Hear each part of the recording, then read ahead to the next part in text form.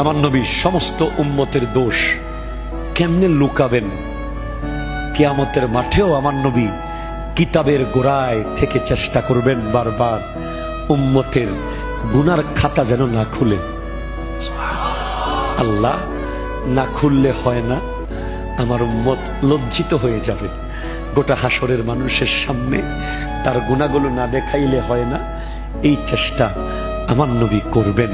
সেজন্য আপনি যদি অলি হতে চান, ভাইয়ের দোষ লুকাই রাখেন, বন্ধুর দোষ লুকাই রাখেন, আত্মীয় স্বজনের দোষ লুকাই রাখেন।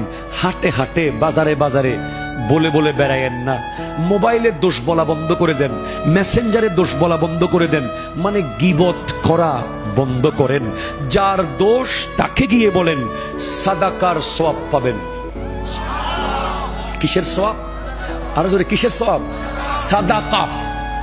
একটা মানুষের দোষ একমাত্র তাকে গিয়ে যদি বলতে পারেন, দুনিয়াকে না জানিয়ে, আপনি একটা সাদাকার সওয়াব পাবেন।